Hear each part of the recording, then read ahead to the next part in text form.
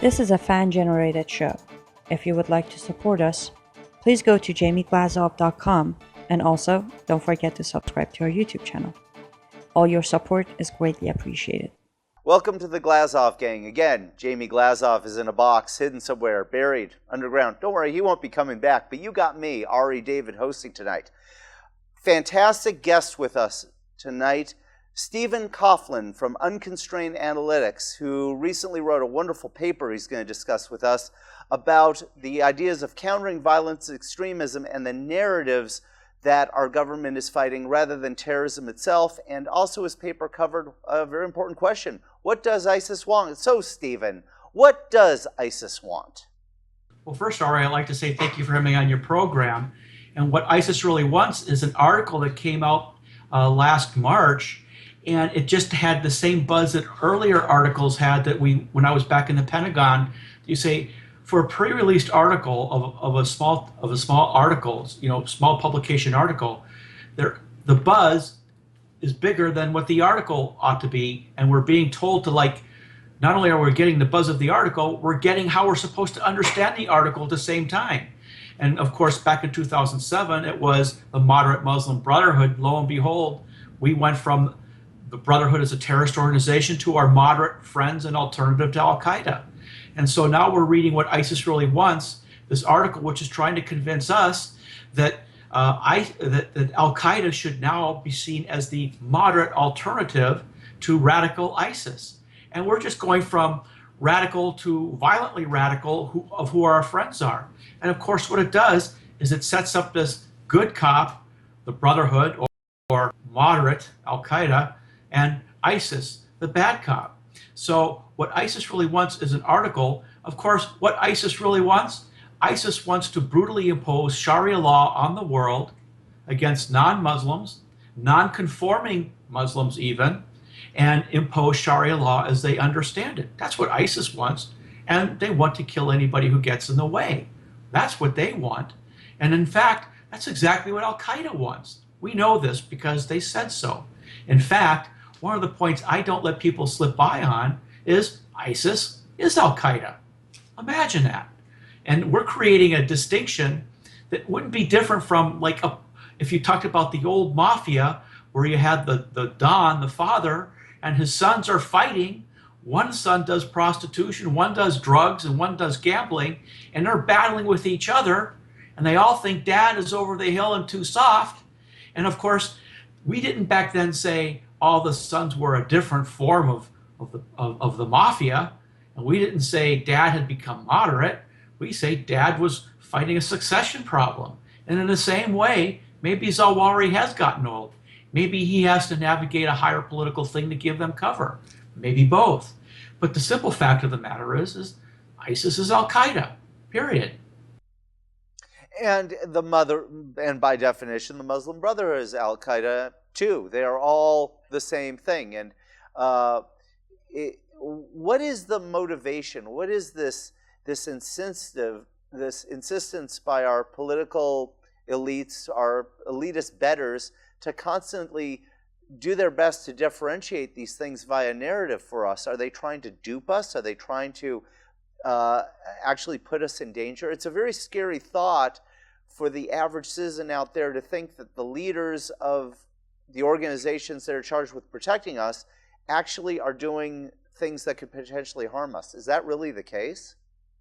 Well, I think it is the case. I would say the difference between the Brotherhood and Al-Qaeda or ISIS is that the Brotherhood is not essentially Wahhabist, but I think, I just got back from Egypt where what the Egyptians wanted to make us understand, and I agree with it, is there's two arguments here. One is the Brotherhood is the moderate alternative to radical Al-Qaeda, and I think that's nonsense. And there's the view I have, and the view the Egyptians we met with have, which is that the Brotherhood is the mothership from which all these groups have evolved. And in fact, they use the language that comes out of the Brotherhood. So I think in a bigger picture, there are differences between the more violent Al-Qaeda and ISIS than the Brotherhood, but they're all drinking out of the same water.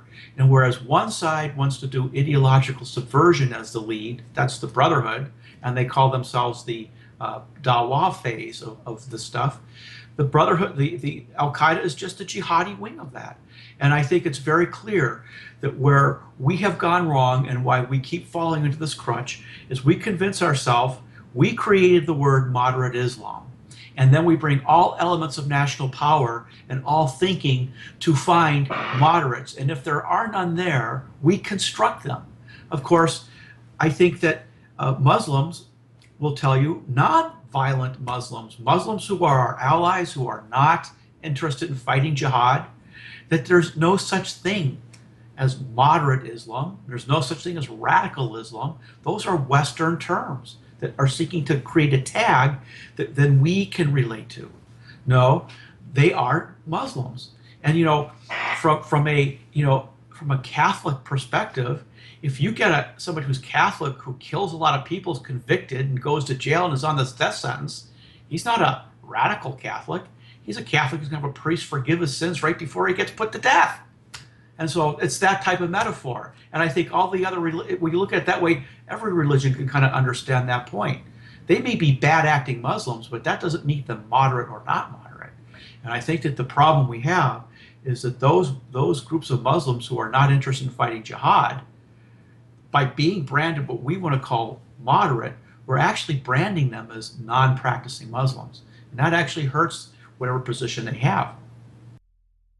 And it's seen as an offense to them as well, because you're essentially calling people who are loyal practicing Muslims non-Muslims. And if it's done under the assumption that it's going to bridge gaps between the Western world and the Muslim world, and it's having the opposite effect, what you're saying is it's actually doing more harm than good, obviously. Well, of course, the Brotherhood statement in their explanatory memorandum was our goal was to get into our system and subvert ideologically by getting us to subvert ourselves. So I would look at it as everything's running on all cylinders for the Brotherhood in America.